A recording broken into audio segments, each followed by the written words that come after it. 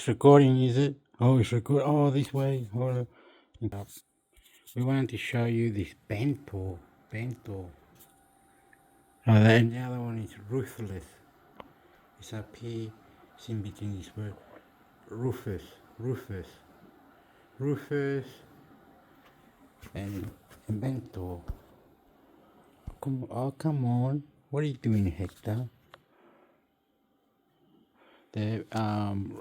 So bento tutorial. It'll make a booster anytime you want, or whatever it is, for the booster.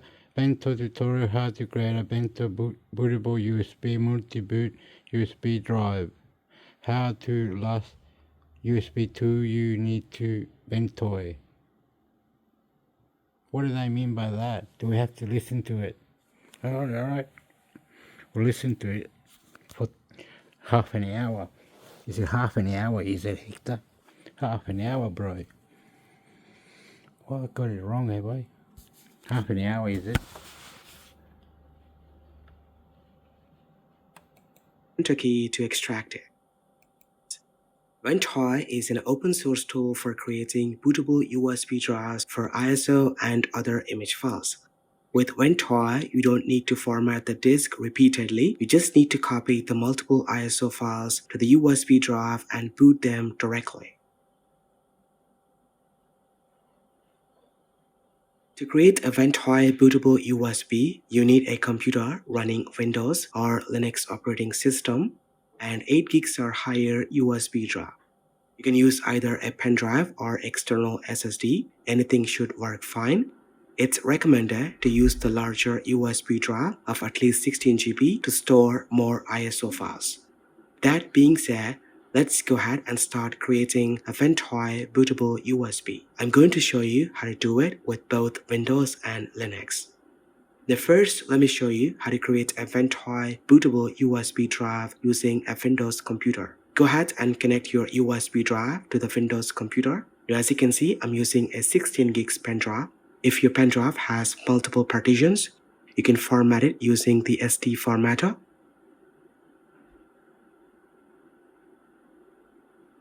Then open your favorite web browser and head over to this website. I recommend going through the page and reading more information about the Ventoy drive.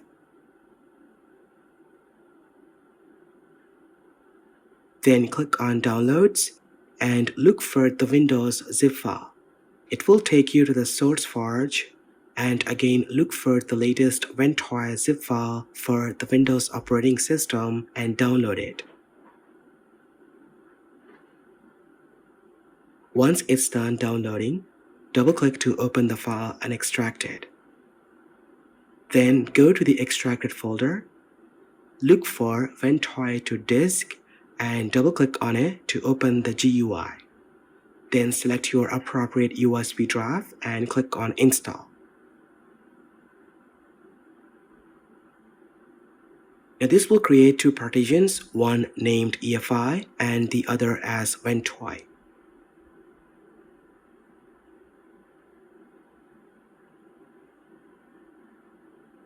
Now once it's done, you can see the drive has been renamed to Ventoy. You can go ahead and copy a bunch of ISO files to the Ventoy drive.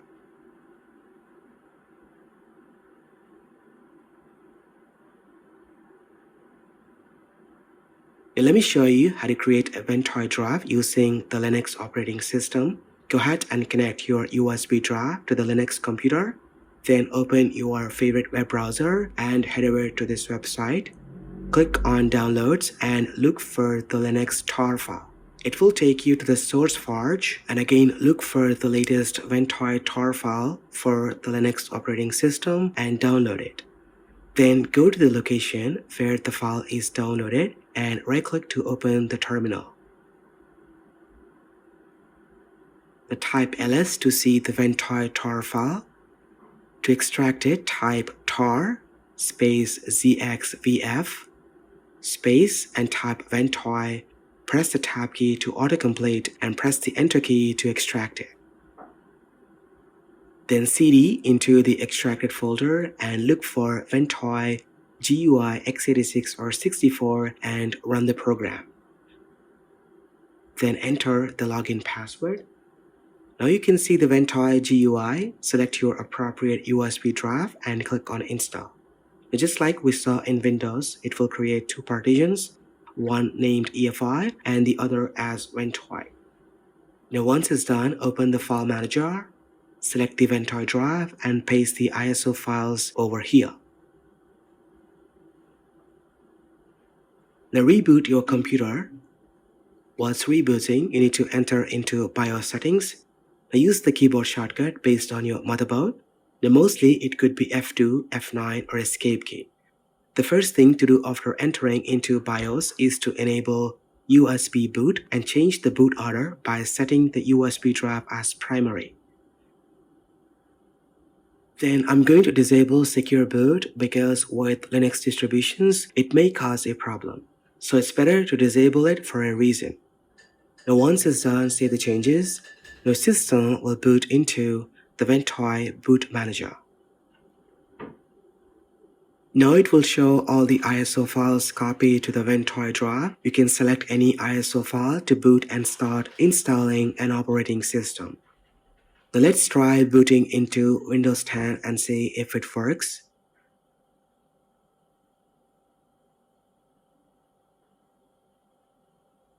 Now using the Windows setup, you can install Windows operating system.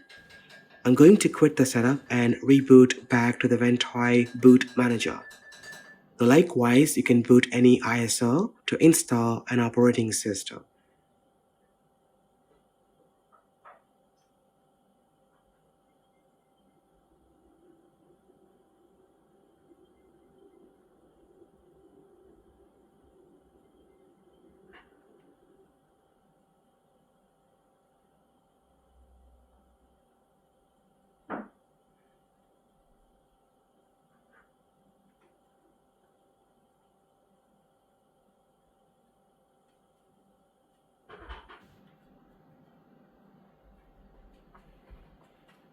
Whoa. Now, one of the amazing things about Ventoy Boot Manager is that it allows you to browse the other drive for ISO files. To do so, press F2, then it will list out all the connected drives. Now, this is my Windows drive. I'm going to browse this one for ISO files. Now, as you can see, I can choose an ISO file from this drive and start booting the live installer.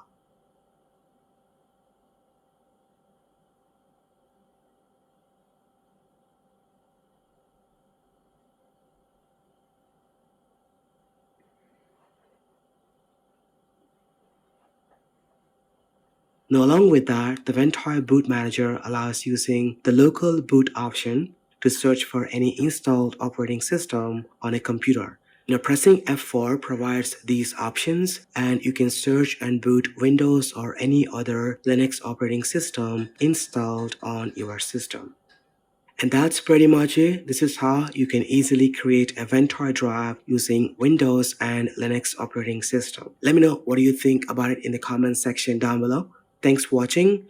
This is been KSK Royal. I will see you in the next one.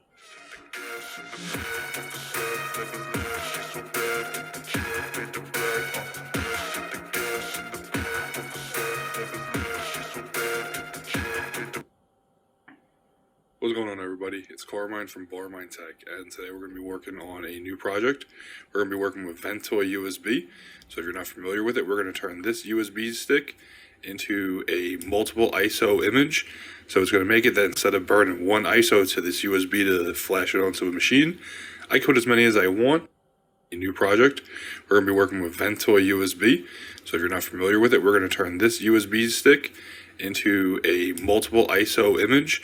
So it's going to make it that instead of burning one ISO to this USB to flash it onto a machine, I can put as many as I want, and I can flash any of them onto a machine and write it as an operating system. Working on a new project. We're going to be working with Ventoy USB. So if you're not familiar with it, we're going to turn this USB stick into a multiple ISO image.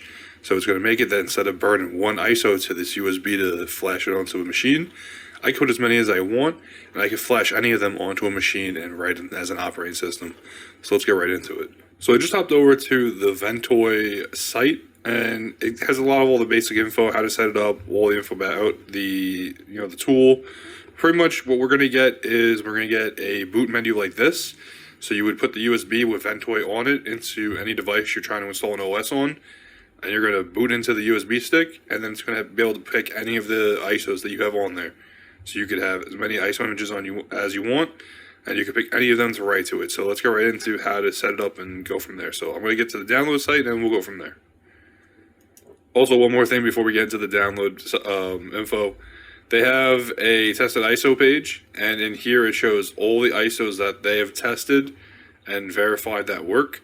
So far they have 1,156 tested images that work. And you could scroll through here and look through all of it. So, I mean, there's a ton of different ISOs that you can put on this tool and use it with Ventoy. So, super helpful instead of trying to flash it to a flash drive and do it that way. So we have two options for downloading. We have the download page over here where we can download the package from here. Or if you want, they also have the GitHub. So you can come over here and you can click on the latest release. This is how I actually did it last night. And then you could scroll through, and depending on your OS, you could grab a Linux package or a Windows package or any of these others. I have Windows that I'm working on right now, so I downloaded the Windows package, extracted it, and then I'll open up the folder and show you what we get. So when you download the package, you're going to get this folder right here, this archive. So it's the Ventoy. They also have the GitHub. So you can come over here and you can click on the latest release. This is how I actually did it last night. And then you could scroll through, and depending on your OS, you could grab a Linux package or a Windows package or any of these others. I have Windows that I'm working on right now, so I downloaded the Windows package, extracted it, and then I'll open up the folder and show you what we get. What we're going to be using is this ventoy2disk.exe. So this is the program we're going to be using. So I'm going to take the flash drive, open it up. When I open it up, you see I have the Ventoy folder, and then here we have a few other packages. So when you package, extracted it, and then I'll open up the folder and show you what we get. So when you download the package, you're going to get this folder right here, this archive. So it's the Ventoy latest version. Open it up. When I open it up, you see, and you can click on the latest release. This is how I actually did it last night. So super helpful instead of trying to flash it to a flash drive and do it that way. So we have two options for downloading. We have the download page over here where we can download the package from here. Or if you want, they also have the GitHub. So you can come over here and you can click on the latest release. This is how I actually did it last night. And then you could scroll through, and depending on your OS, you could grab a Linux package or a Windows package or any of these others.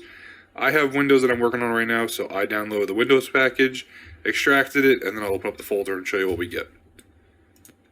So when you download the package, you're going to get this folder right here, this archive. So it's the Ventoy latest version. Open it up. When I open it up, you see I have the Ventoy folder, and then here we have a few other packages.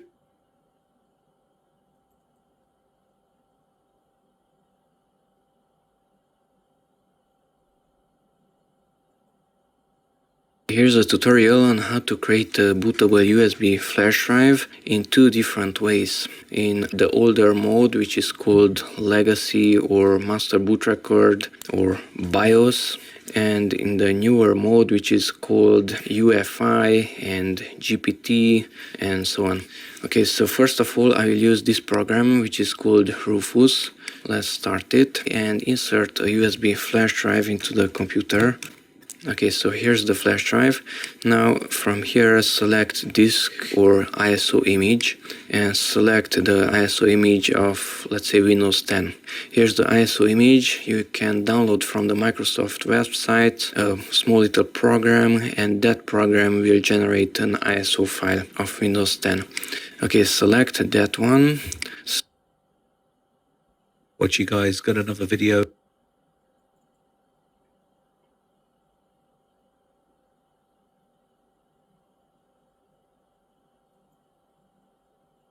What you guys got another video? If you're a Windows 11 user, then watch this video. We all know that Microsoft are making some hardcore changes to Windows 11 When you install Windows 11 now, your hard drive is going to be encrypted with BitLocker. Also, we've got recall coming. This generate auto unattended .xml file is going to be very useful. So first off, select your regional language settings and then set your processor architecture. Then we can do the setup settings, which is bypass Windows 11 requirements check for TPM, secure boot, etc.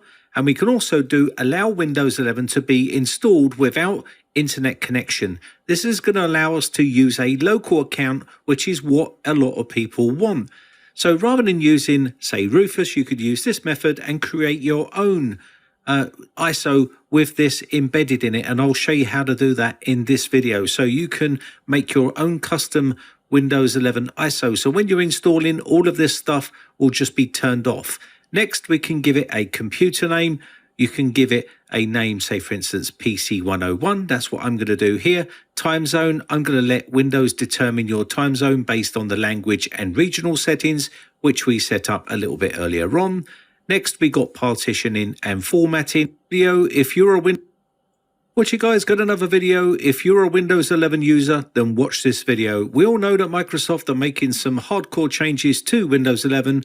When you install Windows 11 now, your hard drive is going to be encrypted with BitLocker. Also, we've got recall coming. This generate auto unattended .xml file is going to be very useful. So first off, select your regional language settings and then set your processor architecture. Then we can do the setup settings, which is bypass Windows 11 requirements check for TPM, secure boot, etc. And we can also do allow Windows 11 to be installed without internet connection. This is going to allow us to use a local account, which is what a lot of people want. So rather than using, say, Rufus, you could use this method and create your own ISO with this embedded in it. And I'll show you how to do that in this video. So you can make your own custom Windows 11 ISO. So when you install, we all know that Microsoft are making some hardcore changes to Windows 11. When you install Windows 11 now, your hard drive is going to be encrypted with BitLocker. Also, we've got recall coming. This generate auto.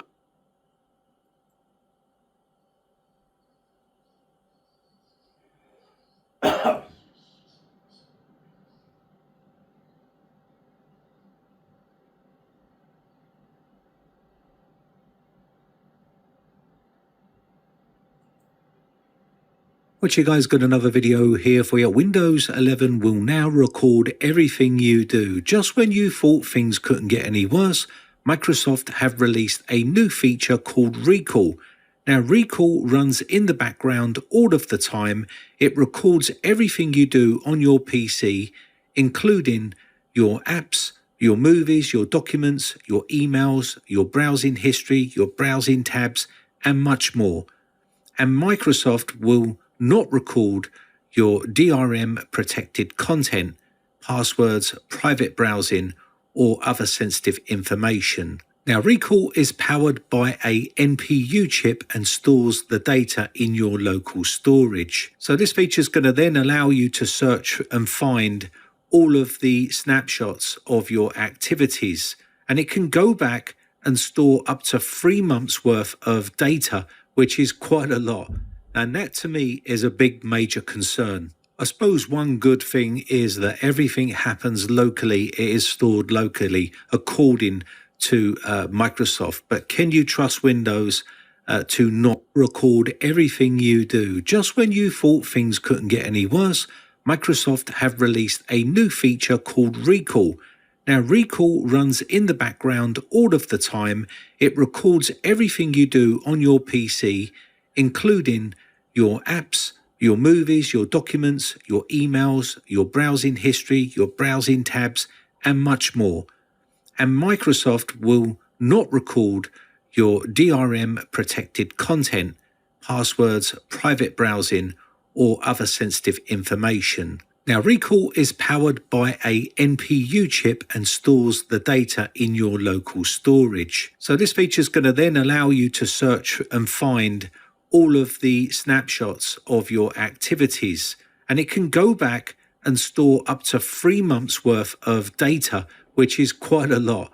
And that to me is a big major concern. I suppose one good thing is that everything happens locally. It is stored locally according to Microsoft. But can you trust Windows to not send data back? That's my big concern. One big security flaw I can see is if you lose your laptop and it has this feature enabled, they would be able to see screenshots of everything you have been doing on that computer because it will be stored on there, and it will be storing quite a lot of data. Every 3 seconds, it's going to take a snapshot of your computer. So the recall is encrypted using BitLocker device encryption, and recall snapshots are stored locally. You can delete and disable everything entirely if you want to, and also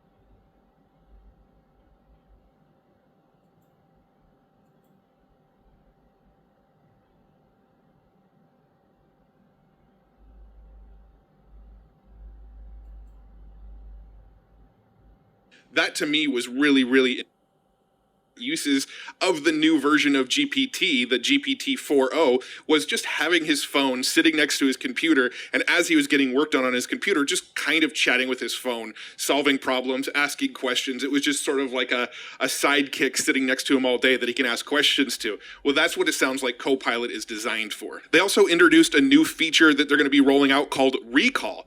And on Windows 11 PCs, this recall feature is going to remember everything you did on the computer. All of the websites you browsed, all of the stuff you did inside of various Microsoft apps, pretty much anything you've done on your PC at all. This tool remembers it, and then it'll have a search function where you can go and search for anything you've looked at on the internet recently, anything you've worked on. This is essentially like having a photographic memory with your computer. Anything you've done recently, you can quickly recall it and find it again. Okay, so what we're looking at here is the recall feature. We can actually go all the way to today. You can see an image I was messing with in Microsoft Paint using the new co-creator feature. And I can actually slide this, and you can actually see the actual iterations of my recording here, or of my image here. I could slide this around and you can see each step I did when making this image. It's pretty crazy. And then I can go back to yesterday. I can see, who was actually working on this computer. Going back to May 9th, we can see this turtle that they generated using co-creator. Pretty cool image, but when I go all the way back, you can see what this image started as. And then let's say there's something that's in the memory that you don't want in the memory, like my silly little robot on the moon drawing here. I don't want this in the memory. I can just click this little delete button here, delete snapshot. This snapshot will be permanently deleted from your PC and can't be undone. I can delete this, and now it is no longer going to be in my memory. All right, let's close out of Recall and let's take a peek inside of the new Copilot here. I was actually looking up just now how to actually record my screen here so I could show this off. This image is pretty crazy. And then I can go back to yesterday.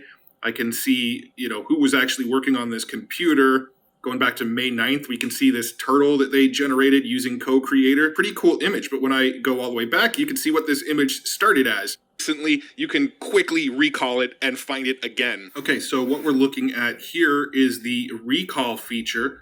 We can actually go all the way to today. You can see an image I was messing with in Microsoft Paint using the new co-creator feature, and I can actually slide this. Recently, you can quickly recall it and find it again. Okay, so what we're looking at here is the recall feature. We can actually go all the way to today. You can see an image I was messing with in Microsoft Paint using the new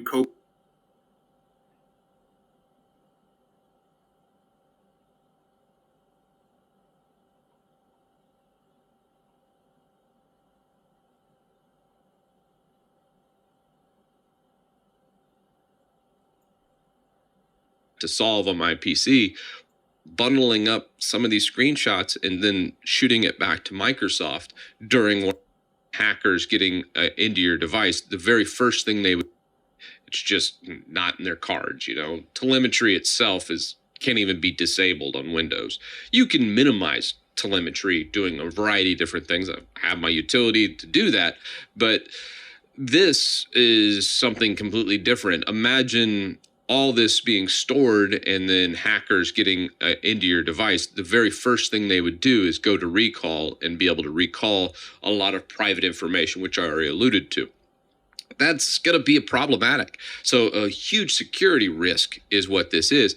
And then there's the second issue is, do you really trust Microsoft? Because what's keeping, and you can increase and decrease the storage allocation to recall. Now, the big thing here is the potential for abuse, obviously, is what I'm alluding to. It says the index remains locally and private on the device, but Microsoft has a terrible track record of any kind of privacy. It's just not in their cards. Telemetry itself can't even be disabled on Windows.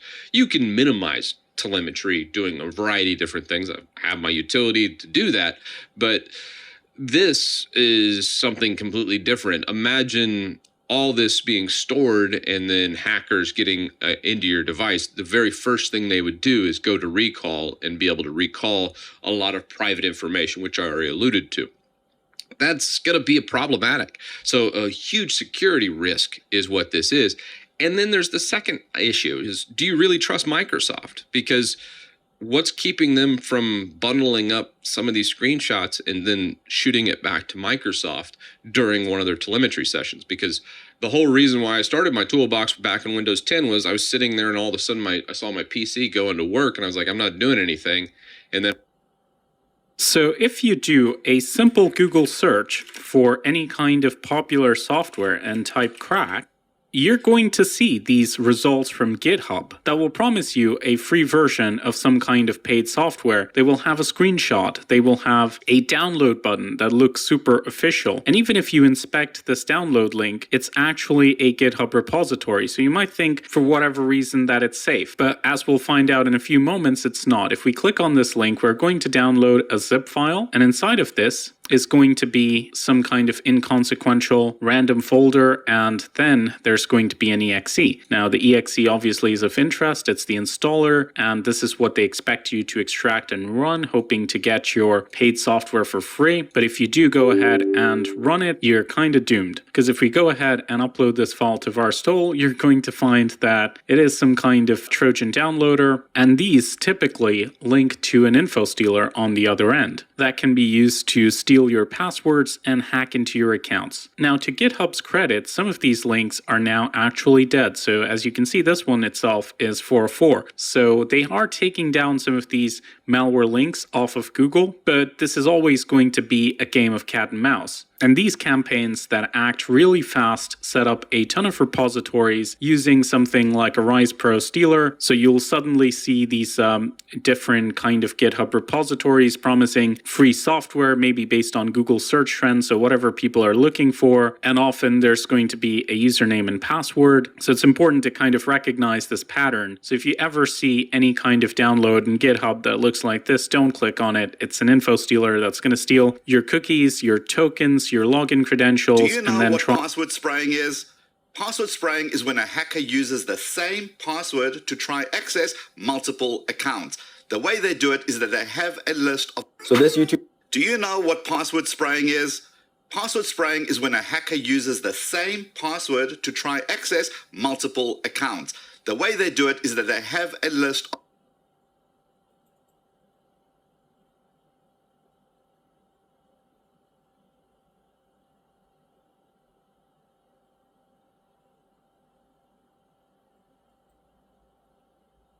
But the way that it does it, it can. Let's see what a 50 hacker and then $500 to another hacker to create for me a new malware. But then things got super weird and it cost me another $5,000. So let's see what a $50 hacker gives you. $2 to one hacker and then $500 to another hacker to create for me a new malware. But then things got super weird and it cost me another $5,000. So let's see what a $50 hacker gives you. To be safe, I'm running this inside a virtual environment, which is like running Windows inside Windows. Let's see what a 50 bucks gives you. So let's double click on encrypt everything and nothing. It's clearly readable. So let's go look at the code and see what we got for our $50 worth. So firstly, it's a batch file. All these rem statements, they look fancy, but they're just comments. They do absolutely nothing. Initiating bypass detection, bypass status okay. The only real line to worry about is this one, which just renames the file to encrypted. Okay, that was laughable. Who would have thought that a random bot would be an absolute ripoff? Now onto the $500 hacker. Am I going to get ripped off just as much? Let's see this one. Right, here are the two files from this guy. Encrypt. Okay, this looks a little bit better. It's a PowerShell script. Okay, now that's interesting. Some real code. All right, let's go see what happens. Right click, run with PowerShell. And the file is being encrypted, confidential encrypted. We've seen this before. Question is, has it really been encrypted? Let's open that up with Notepad again. Moment of truth. Oh, well done. Okay, nice. The file is encrypted. The code works. No antivirus was triggered. Good job, Mr. $500. So at this point, I was going to go dive into the code and show you what it does. But then this is where things got seriously weird because I got this message. I see you wanted some codes that won't trigger the antivirus. That's easy, but I have a better code that can jump from the VM, the virtual environment, to the host to turn that into a crypto mining computer. $5,000. Wait, what? Now this is super interesting. Why? Because the whole point of running it in a virtual environment is that it doesn't infect your main computer. And this guy says that he can do that? So I've got to see this. And of course, I paid. The things I do for this channel. And guess what? He delivered. If this is true what he's saying, am I about to infect myself? So the only safe way for me to test this is to run this on a standard laptop that has just got Windows, nothing confidential, no accounts are logged in. Wish me luck. It looks like the icon for Notepad++, which is a text editor. Let's see, yep, it just fires up a text editor. Uh-oh, $5,000, people. I've got to go see the task manager. So let's go into that and see what's going on. Yeah, it still says Notepad++. I got a bad feeling. Let's go to the details. Oh, okay, hold on. Liron.exe. So it's disguised as Notepad++, but it looks like it's got some processes that are running. But now the big question is, what about the host machine? Because that's the whole thing, break out of the virtual machine. So this one is the task manager for my main computer. Oh my God, there it is. Liron.exe. Wow. And just so that we're not cheating here, 831, the host machine and the VM are in sync. So it's running at the same time. And you can see that the process jumped from the virtual machine to the host machine. This is wild.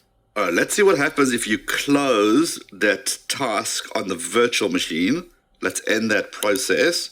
I'm just curious to see if the other one will keep running. Yes, it does. No way.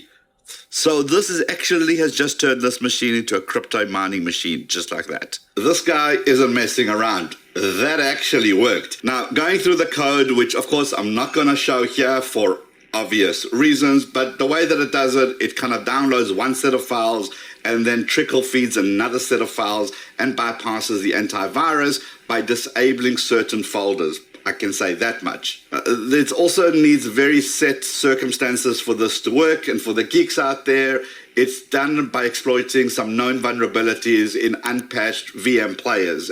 You can Google that. Well, I've got one more thing I want to try. Some of you may recall a previous videos where I ran custom malware on a laptop that has the Intel vPro platform. And even though I had custom malware for those tests as well, Intel vPro used the advanced AI technology to detect any weird anomalies, and it instantly blocked those hacking attempts. So, you know where I'm going with this. I called my friends up at Intel and told them about this mysterious malware that could break out of a virtual environment. I really expected them to freak out or ask for a copy of the malware, but they were not concerned at all. In fact, they told me to run it on their machine. They even said they would sponsor this video regardless of the result.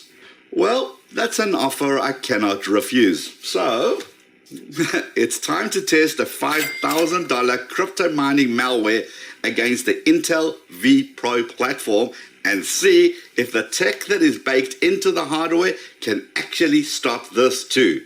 So it's basically the same setup. The only difference is that now running on an Intel vPro platform, as you can see from this sticker,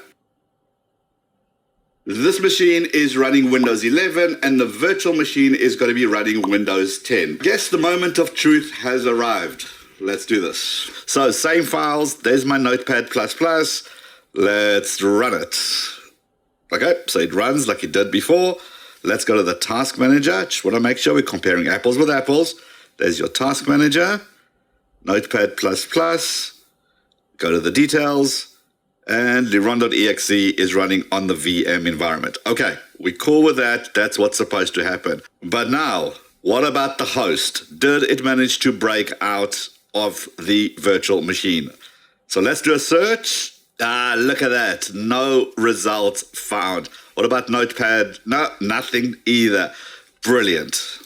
Well done. Hey, seriously, how insane is that? Even though there was no way for the laptop to know about this virus, it managed to stop it in its tracks. We are witnessing a combination of Intel hardware shield along with the Intel trusted execution technology, along with AI and machine learning, and they all work together at the hardware level to ensure that no anomalies are present. The second it found this dodgy process, it worked with its local antivirus and stopped it before it could do any damage. And the best bit is that it works right out of the box with no configuration required. And what is really scary is just like we are all using AI, so are these threat actors, and their attacks are getting more and more sophisticated. And this is why ever since I've started working with Intel and heavily testing their systems, I tell every business, no matter how big or small, to always look for that vPro sticker. When you have it, you not only get that glorious Intel processing tech, but you get that level of protection that we need. I've got more information in the description below. You can check it out. And if you want to check out how hackers are stealing passwords right out of your computer memory, check this out right over here. But before you head out, give the video a quick thumbs up, and I will see you in this video. Let's go.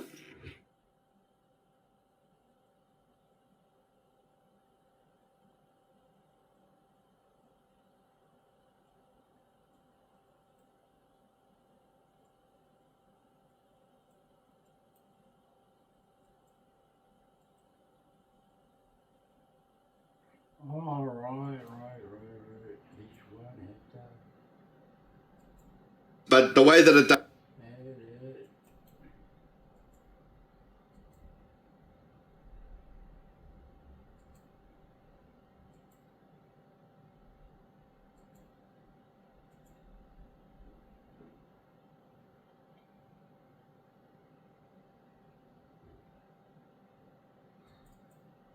The antivirus market is overloaded with providers claiming they're the best. But that doesn't make choosing a good one any easier. That's why I'm here to offer honest advice and help you find the best antivirus 2024. Okay, I've tested plenty of providers in the past year, and there are some not so great or even dangerous tools out there. Poor malware detection rates, antiviruses that don't actually block malware, and that's not even half of it. So I've carefully compiled an updated list of the best antivirus 2024 options with pros and cons. The first provider I want to cover is Total AV. Once considered an underdog in the antivirus world, but absolutely living up to the underdog becomes superhero trope. Independent testing.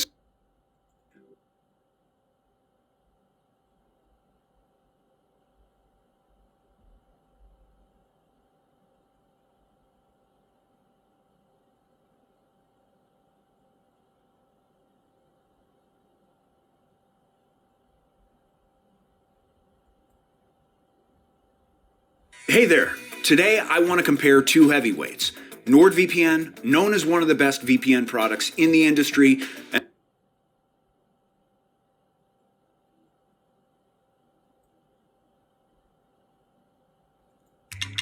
So, at their core, the free and premium app versions look the same. Simple, intuitively designed, and therefore very easy to use. You'd expect minimal features from a minimal app, but talking about Total AV Premium versus free. Today we're talking about Total AV Premium versus free. So, at their core, the free and premium app versions look the same. Simple, intuitively designed, and therefore very easy to use.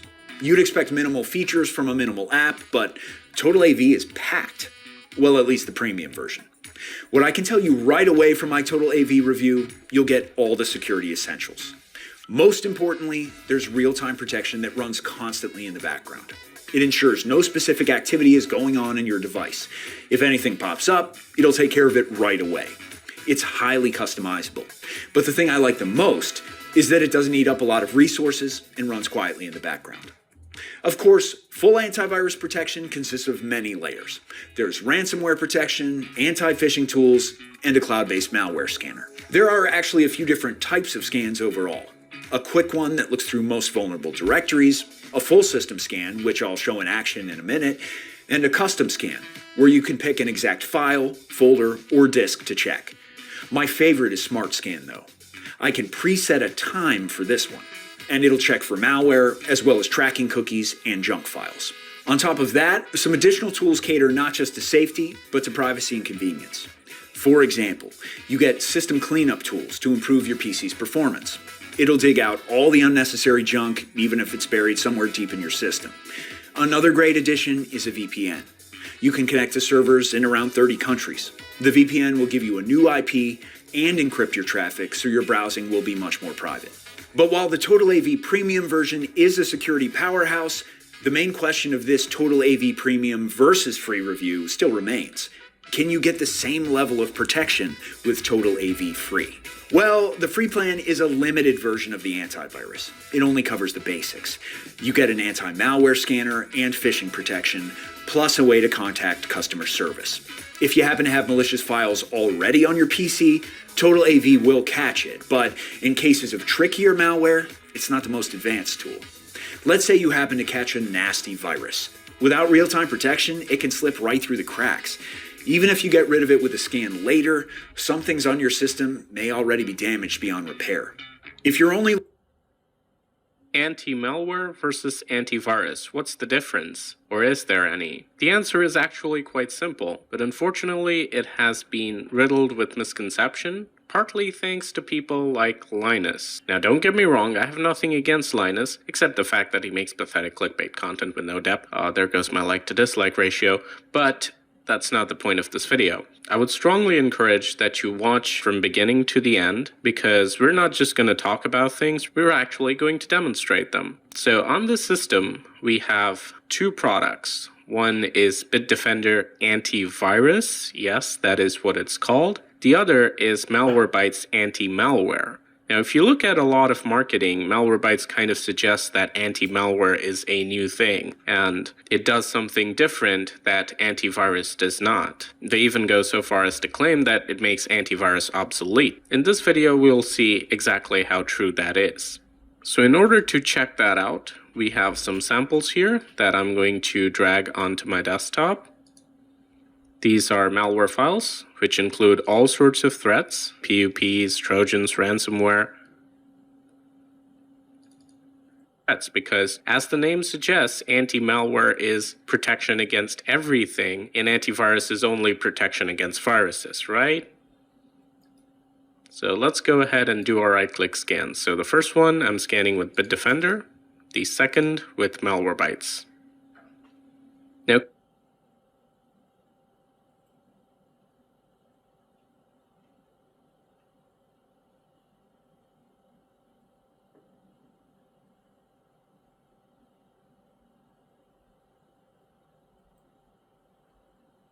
Today, I caught wind of an article and a video showcasing how you can disable Windows Defender. It makes the claim that Defender is not a good antivirus and that, hey, the detection rates are A-OK, but for prevention, it is not a suitable antivirus.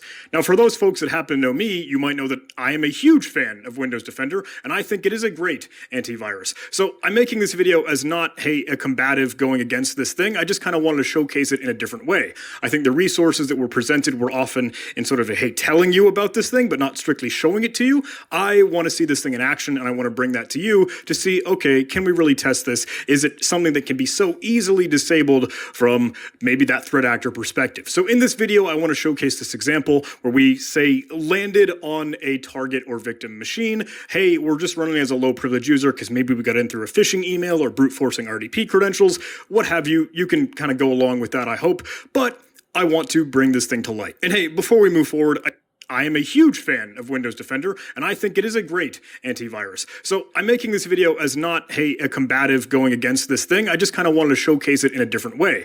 I think the resources that were presented were often in sort of a, hey, telling you about this thing, but not strictly showing it to you. I want to see this thing in action, and I want to bring that to you. I am a huge fan of Windows Defender, and I think it is a great antivirus. So is your Windows 11 PC has a malware infection?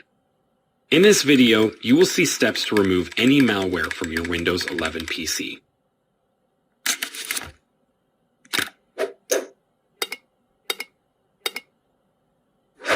How do you know if you have malware infection? If your Windows 11 machine has a malware infection, you will face a drastic impact on its performance. Your PC works very slowly and you start seeing unusual error messages. Disabled antivirus protection is also a sign of malware infection. The malware disables the security program so that they can't take action against them. If you are seeing pop-ups and advertisements in unusual places, it is also a sign of malware infection. How to remove malware infection from Windows 11.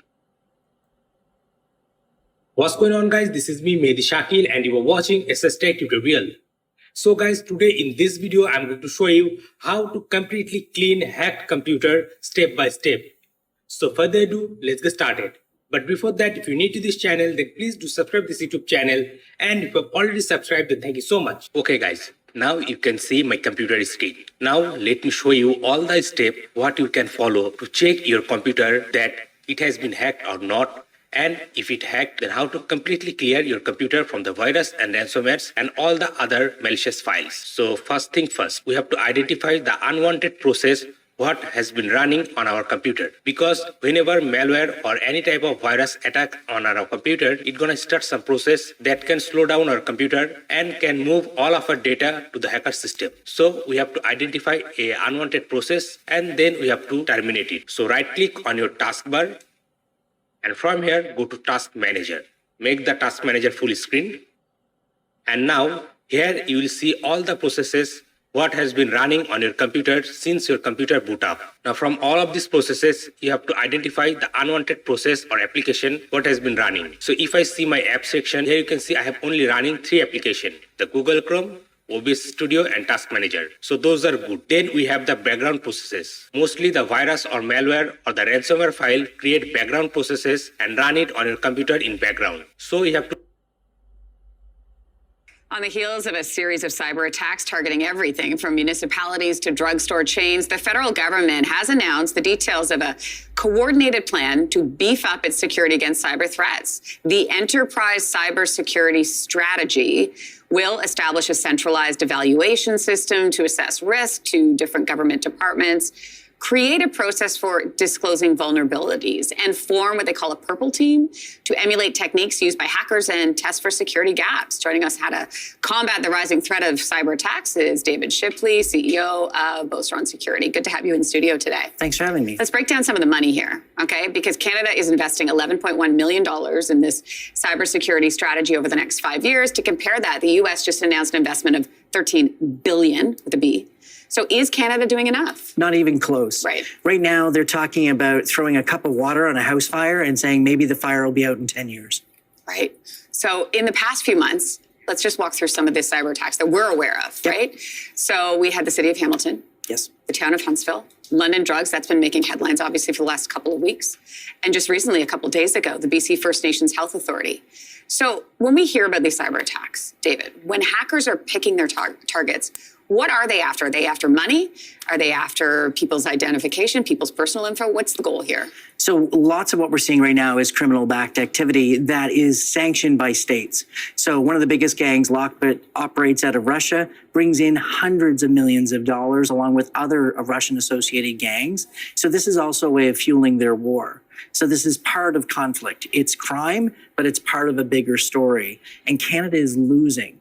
When you think about the 5 Ontario hospitals who went for months, and when you think about the chemo patients who suffered because of that, this is having tremendous effects on everyday Canadians, and our government's asleep at the switch. The strategy you just mentioned. Last month, I spent sometimes it feels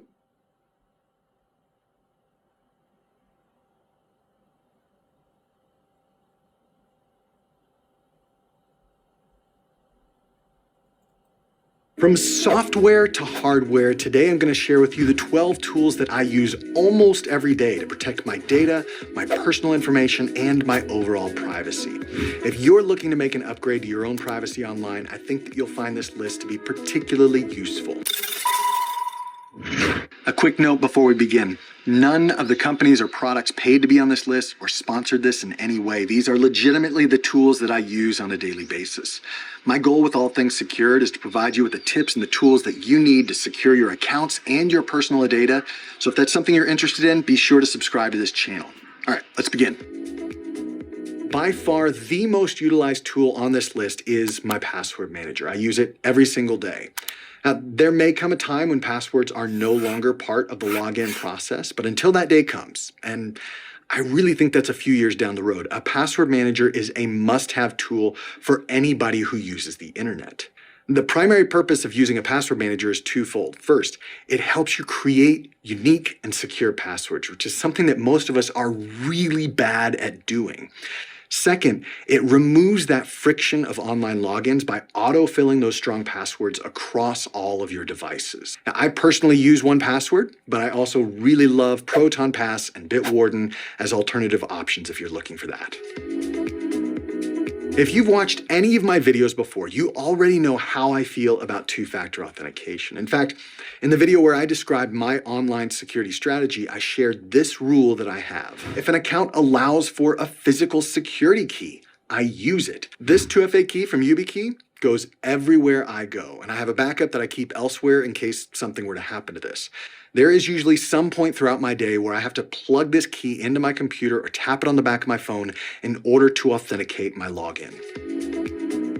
For my daily internet usage, I've moved away from the popular Chrome browser simply because of how Google uses it to collect vast amounts of data and connect it to our personal profiles. Even when you're using incognito mode, tracking still persists. Now, there are a lot of great options available like Firefox, DuckDuckGo, Mullvad browser, and others.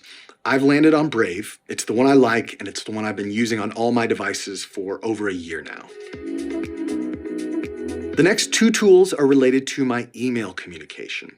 I still have a Gmail address, and I don't see that changing anytime soon, but I also have a secure email inbox that only gets used with my accountant, my lawyer, and other people that deal with my most sensitive information. For this, I use Proton Mail, although there are other options that I've tested that you can see here in this video. Now, in addition to secure email, I'm also a huge fan of email aliases. We're asked to give over our email address multiple times a day, and in my experience, most of the time it's just for a simple login or marketing purposes. In those cases, I've created specific aliases that I give out for shopping sites, newsletters, logins, and even coupons. Most secure email providers allow you to create these aliases, but I've also used simple login to do it, and that works really well. Both of these work just fine. Speaking of communication, I use multiple messaging apps out of necessity. I think we all do that based on where we connect with different people. In some cases, it really doesn't matter. If I start a conversation with somebody on Twitter DM, I'm not necessarily going to try to move that thread over to another platform. Now, I feel pretty comfortable with the encryption of iMessage, to be honest. But in the cases where not everybody is using an Apple device, or we simply want private communication outside of the Apple or Android ecosystem, I use and recommend Signal. Now, there are other great private messaging options like Threema and Session, but enough people already have a Signal account that I find that the easiest to use, the least barrier to entry. The next three tools are all virtual services that I use to mask my personal data. It's kind of like email aliases, but in this case, I'm trying to hide my personal address, my mobile number, and my credit card number with a virtual address, a secondary phone number, and a virtual credit card. While privacy is certainly a driving concern here, I'll be honest and tell you that control and access are equally important. I hate dealing with physical mail, so having a virtual address where my mail is received and handled digitally is such a relief for me. With credit cards, I hate having to deal with fraudulent charges and the hassle of getting a new credit card. I would much rather have merchant-specific cards on which I can place a time and or money limit. I've talked about that in another video. And of course, a secondary number that isn't tied to my SIM card is super helpful as somebody who lives overseas and needs to get certain text messages no matter where I am. Also, I just don't like giving out my personal cell phone number. Personally, I use Postcan Mail for my virtual address, Privacy.com for my credit cards, and Hushed for virtual phone number. Finally, there are two services that I don't necessarily think about on a daily basis, but they're working in the background every day, and they've become really valuable to me. The first is a service that continually scans the internet to find where my personal data is being sold and then make legal removal requests. That's Delete Me that you've heard me talk about before. It's effective, and most people just don't realize how much information is floating around that can easily be erased. The second is a credit monitoring service. Now, for most people, I think that setting up a credit freeze is more than enough to keep you safe. But for those of us like me who have already been the victim of identity fraud, there is value in having external monitoring of your credit. Oh, and I also monitor my kids' credit. You'd be shocked at how often this gets stolen and how damaging it can be for young adults. Those are the 12 privacy and security tools that I use on a daily basis. Again, none of these companies.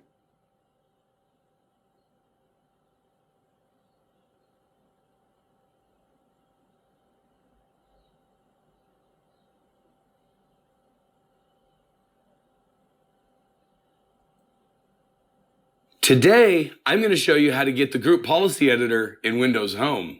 Stay tuned.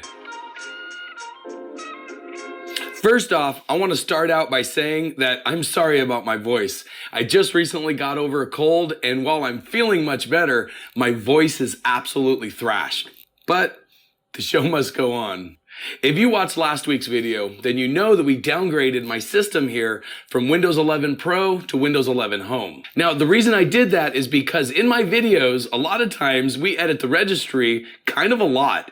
And it seems like every time I do a video that includes changing registry settings, I get a couple of people in the comments saying that I should just use the group policy editor instead. But here's the thing. The reason why I don't is because not everyone has the group policy editor. If you're on Windows Home, then you're stuck editing the registry.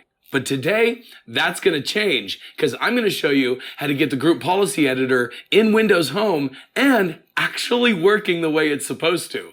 But first, I got to pay some bills. So check out today's sponsor. Is your copy of Windows 10 unactivated? Well, it doesn't have to be, because with today's sponsor, VIP SCD Key, you can get a valid Windows 10 license for under $20. Stop dealing with that stupid watermark on the desktop, the valid license for Windows 10. Also, with an activated copy of Windows 10, you can upgrade to Windows 11 for free. Just go to the link in the description below and pick up a valid Windows 10 license key. During checkout, use the code CYBERCPU for a 25% discount. Once you have your key, go to your activation settings in Windows 10 and click on the link that says Change Product Key. Enter the product key you just purchased and hit activate. Now you don't. Alright, I'm just kidding with you. We're not gonna do one of those notepad tutorials. But we all know that Windows spies on you. In a previous video, I used Wireshark to actually look at all the different addresses that Microsoft connects to without you actually even opening your browser. And this is what we found. Here's a list of the different websites, some of which explicitly, I'm looking at scorecardresearch.com, are third-party data collection sites. If we go ahead and visit this website, it's actually blocked by uBlock Origin, funnily enough. But if we proceed, it says this is a service of Full Circle Studies, INC, part of Comscore Market Research Community, a global market research effort that studies reports on internet trends and behavior. So it's no secret that Microsoft is sending your data to third parties in order to study your behavior. I wonder for what. But ever since that video, everybody's been asking me, well, what can I do to stop my computer from connecting to these sites without my consent? A very simple way to do it, and I can guarantee you that at the very least, if you're sick and tired of this new tab window with a bunch of notifications popping up, content and marketing that you didn't ask for, you just wanted a simple browser, this trick will actually fix that. And you will have a clean, blank, new tab page, which alone is worth the effort. And what we're going to do is very simple. We're going to take this list of addresses, which I'm going to put in the description of this video. We're going to copy this, and we're going to add it to our host file, which is located in C, Windows, System32, drivers, etc, and there it is, hosts. So if we go ahead and open it in Notepad, as you can see, this is part of the operating system which contains the mappings of IP addresses to host names. So if you've got an IP address and a host name that's written here, which is not preceded by a hash, then it tells your system that every time your computer tries to connect to this domain, it is going to go to this IP address. This is called domain name resolution, which is carried out by DNS servers, but we can override it on the system. And that is exactly what we're going to do. So by copying and pasting all of these addresses here, what it's telling the system is that each of these addresses that you're seeing here should point to 127.0.0.1. Now, why have I put in this IP address? Because this is what is considered a loopback IP address, which means the traffic is never going to leave your system. So by putting this stuff in our host file and saving it, we will ensure that any time the system tries to resolve this domain name to visit this website, it is going to think that the data is actually on the system and therefore the connection is going to fail. But before we can go ahead and actually save it and make changes to the host file, we will need to run Notepad as administrator because this is a protected file. So if we just try to go ahead and save it, it's not going to allow us to do that. So what you need to do is you need to open up Notepad as admin. So right click, run as administrator, and then from here you need to go to File, Open, and select the host file here after making sure you've selected all files because this is not file type TXT. And then copy and paste, Control S, that's saved. And now watch this magic. We've got a completely blank new tab page. If this is not working for you, it's probably just because of the cache, and then you can go ahead and clear your browsing data. And the best part of this is the useful things about Microsoft still work. So for example, if you wanted to go to bing.com, for whatever reason, I don't know why you would want to do that, but if you wanted to use the chat GPT here or whatever, you can still do all of that. The internet still works. It's just you don't have to see this. If we take a look at our traffic in Wireshark, our system is still making all the same requests that it was, including the infamous scorecardresearch.com, But of course, it is no longer connecting to the right IP address, so these requests are going to waste, which is why when you open the browser, you don't see anything. You don't even see the settings to turn things on and off. It is that good. It's actually been quite a relief for me personally, because I always got annoyed by those little notifications that cram in. So even if you went to focused mode, turned everything off, you open Edge and there's still that annoying. Well, it's a new year, and what better way to break in the new year?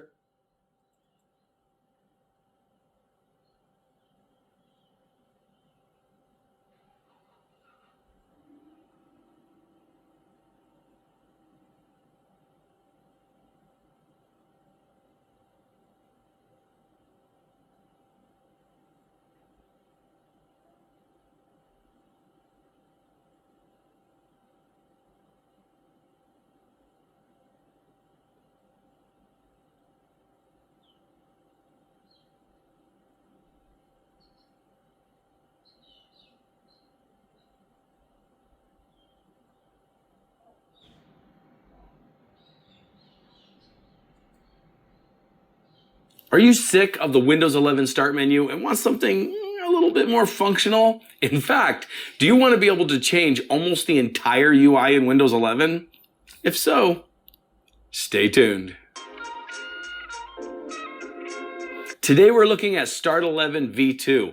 I'm assuming that stands for version 2, but this program is one that I covered probably a year or two ago, but I didn't spend a lot of time on it because I was doing a video on several different Start menu replacement.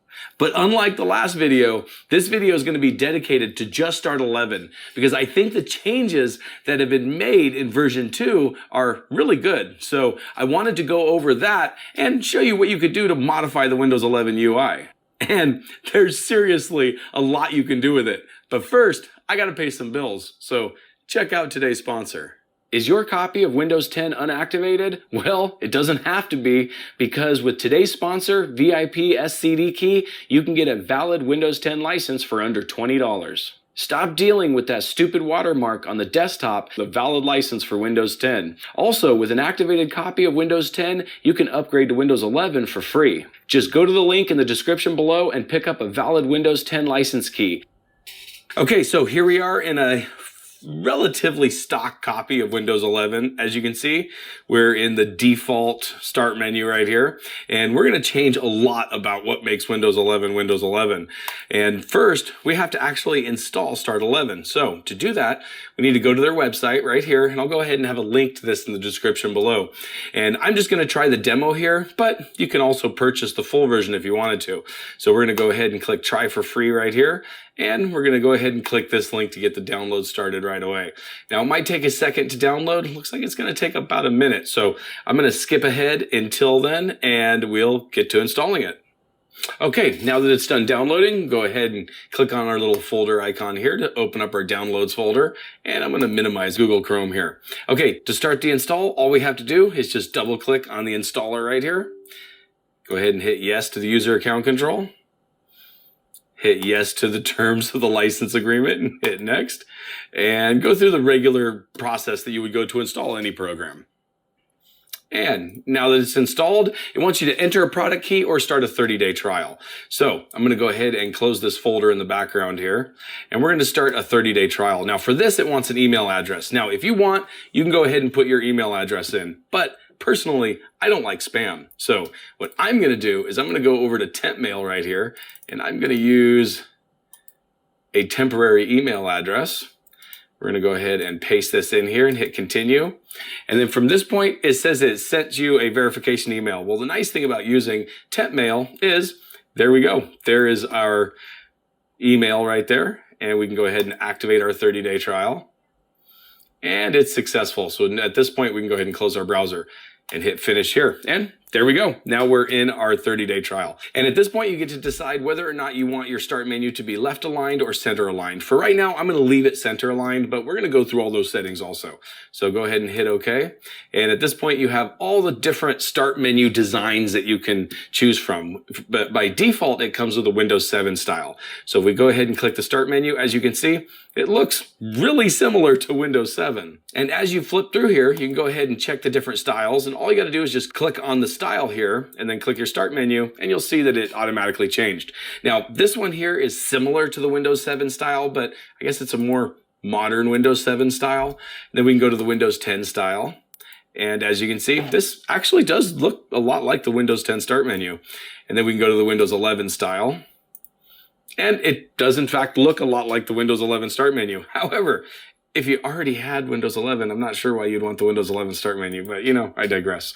So if we go to the Windows app style, it says it's an updated Windows 11 style. And if we click on it, as you can see, it's actually a really nice start menu. Essentially, this one has all your pinned apps here, like the regular Windows 11 start menu, and then all your recent documents down at the bottom right here. And then it also has your all programs sitting over on the right-hand side. And this actually is kind of useful, but as you can see, it takes up quite a bit of space. And then on the top, it has your icons for your user account and all your other utilities and things of that nature. Now, I'm not sure why it has two different pinned sections, but I guess you could move things from one pin section to the other if you wanted to. So yeah, I guess you can have different pins. I guess this makes sense. And then you go through and I'm assuming, yeah, you can rename them. So you can rename the different sections if you wanted to, and you can have several different sections. So it definitely is a more advanced Windows 11 start menu. But I'm pretty sure if you go to let's go to their regular Windows 11 style and look at that again. It also has several different pin sections, and you have the all apps just like the Windows 11 one does. So you have that in both of these options, the Windows 11 style and the Windows app style. And then if we go to the Windows Pro style, as you can see, it's changed quite a bit. Essentially, this one has kind of a similar Windows 11-like start menu on the left-hand side. And then on the right-hand side, it has more of your utilities and things of that nature, kind of similar to the way Windows 7 used to have it. So if you want to, you can go straight to your documents or whatnot just by clicking on these icons on the right-hand side. And it's nice, it actually has a control panel link so you can get to the classic control panel. And then right here, you have a Windows launcher style. So if we click on that, it essentially gives you more of a basic style that has your username up at the top, the power button up at the top. I'm taking it out, taking it out, taking it out, taking it out, taking it out, taking it out. I think I'm going to pick the Windows Pro style. This guy's mad. What he's doing is mad, eh? Okay, amigo, you have to show Upa is recording. Upa, apa. Muévelo, you have to move it.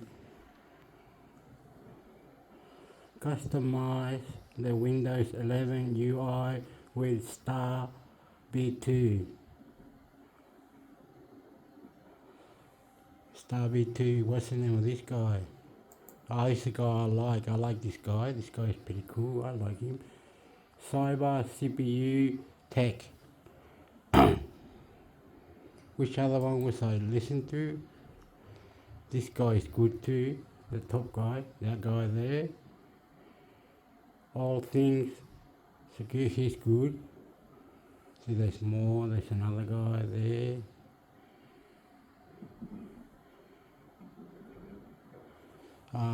The ones I went to, I can't remember. Oh, this guy's good. This guy's good. Look, that's his channel. Brick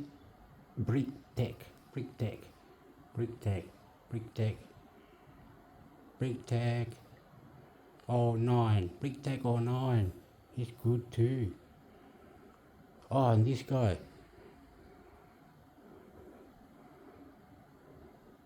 Liron Sebag. He's cool too, man. So this guy with the beard, that guy there, they're good, man. Check him out. He'll help you. Oh, this guy, him. Look, he gets it all in the USB stick, and everywhere you go, like your banking or your passwords or anything, he's got different USB stick with do identification. So not even no one can get into it. He's mad. He's doing some crazy shit, bro. He's doing some crazy shit, that guy. Crazy shit. Saving your life in the internet with the banking and everything. He's saying he's looking after his kids and everything. He's mad, that bloke. He mad. I like him. He would, man. Oh, this guy too. This guy is good too. Man. he says things that you can do right now. And what's his name? Ooh. What was the name? What was he doing? What's he doing right? Set up Windows Spy with one-click firewall. Stop Windows spying with one click on firewall. Shit. Stop. What's that one? You gotta do. Okay, whatever it is. Yeah. Deploy Windows. Wow, there's many. So what you have to do? They have the top Hector. The top amigo. Okay, mira. Top privacy and security tools, Windows 11. Top privacy security tools, Windows 11. Top privacy security, and you type that on YouTube. All right, top privacy and security tools, Windows 11. Tips and tricks or something. No, that's what you call it, top privacy security tools, Windows 11. How to make Windows 11 better. How to make Windows 11 better. How to make 8 months ago. You go inside their channel, like, right. You go inside their channel, like, say that one there or whatever, or let's just, look, Windows computer and technology. Windows. Okay. Windows computer and technology with a dot in the middle, with a dot.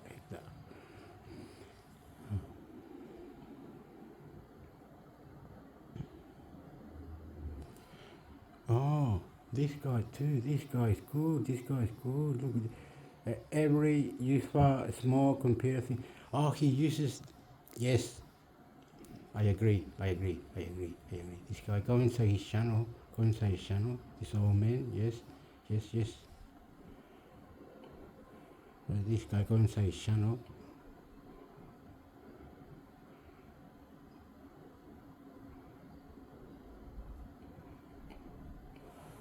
Okay, you gotta know that bit at the top.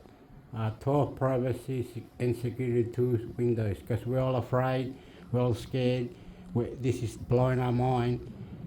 It's gotta be like that. Top privacy. It's gotta be privacy. It doesn't to be more safer, and security tools, Windows 11.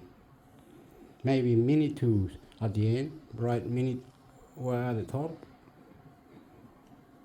Where am I? Here, right, mini tools. Now what's the other thing? Security setting, Windows security. There's heaps of other ones. Hector. Then put on the side, like if you're really scared, like reset command or prompt, or reset command prompt, or whatever it is. As well, you can do that. Wait up.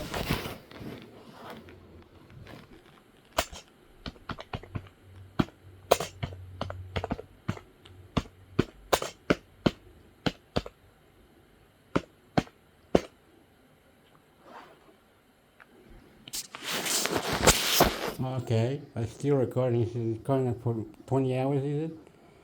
Okay, reset command prompt. Like that. I didn't put, wait up.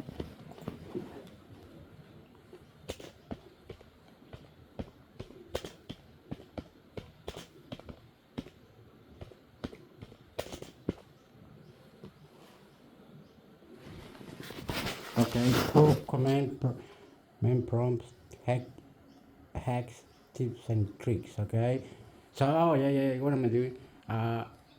So you gotta write 12 privacy and security tools, Windows 11, reset command prompts, hacks and tricks.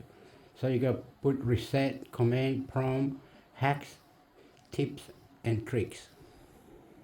Well, that's what I said at the end. Yeah, I can't go at the end, you know. No, I'm not allowed to go at the end because gotta use the. Can't do it. So I do with the reset command prompts. When the little window opens, this guy's. Look, this is a different guy. What?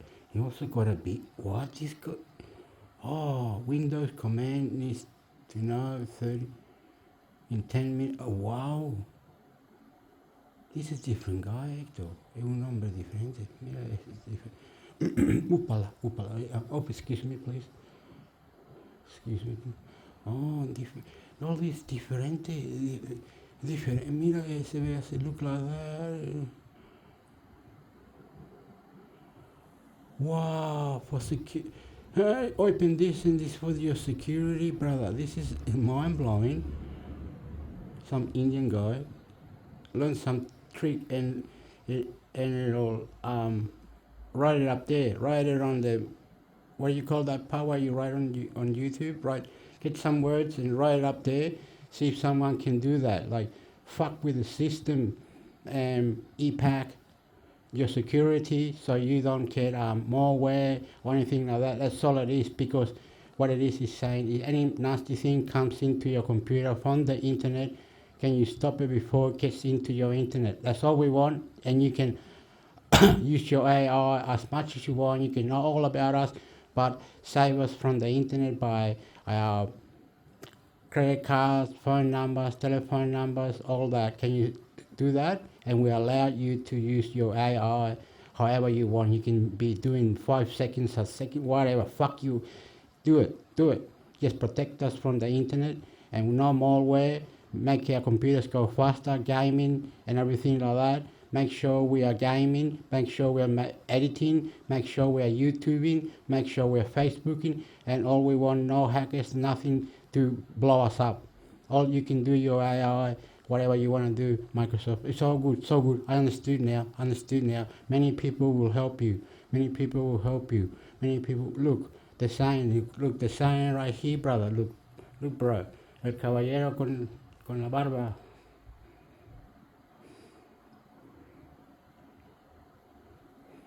Yes, just do these things, and that's all you want. You can have your AI. I'm telling you the truth. You can have your AI, stick it in our brains, you whatever. We'll just follow these people.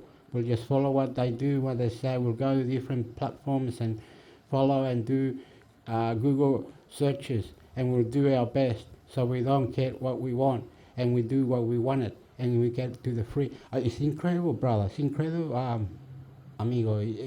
Es imposible que nos estén mirando, or you looking, you checking us out. Look, here's the other guy. Here's this other guys like that. And the 30 Windows command, you can not live without. Wow, wow, you kidding me? Wait a minute. Let me see. Oh, the cast. Oh, we were watching that, weren't we? Oh yeah, that's a good shit. Okay, anyway, bro, we gotta go now. We gotta follow these people. We gotta have this. I'm gonna download some of this, or I don't know how or whatever. I'm gonna learn it or something. I'm gonna have it or whatever. Because error things happen. Mind blowing. You're scared. Now, if it doesn't like the guy said before, that like the guy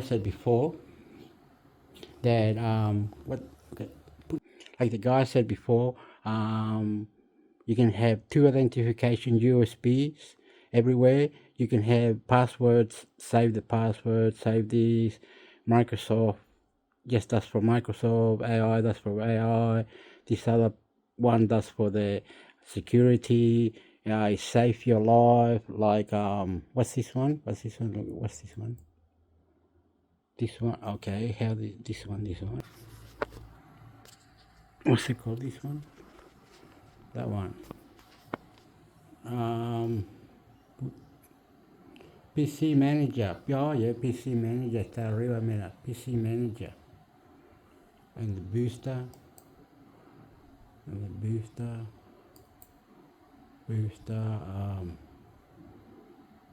Processes.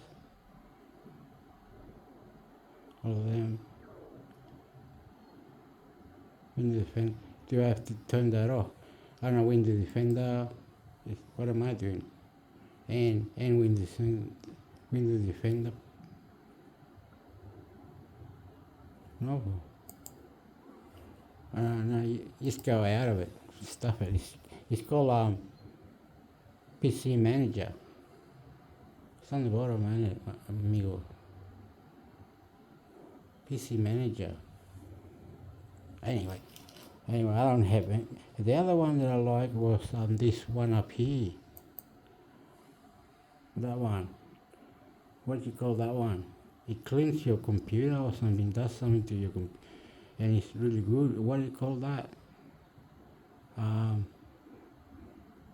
Go on to the next on the low. CC Cleaner. That one there, CC Cleaner. The Badger. Down to the CC Cleaner. The cleaner one with the Badger thing, if I'm correctly. Those two, this one doesn't work anymore. But the Badger, and I don't care about cookies. So you can clear the cookies anywhere you were in the internet. You know what I mean? If there was any left. So the Badger as well, it blocks many things, and the art blocker. Oh good. Okay. I'm going. This is black. What was it? One more time. Hector.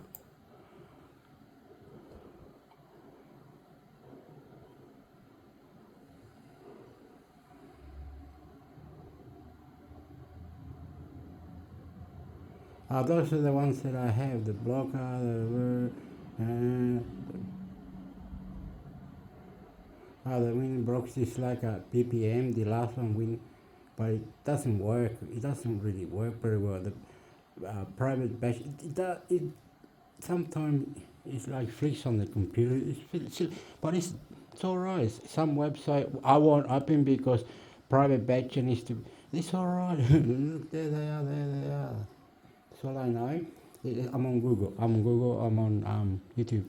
Okay. I must go now, amigo. I have to. People are gonna be upset or something. I don't know, man. Okay.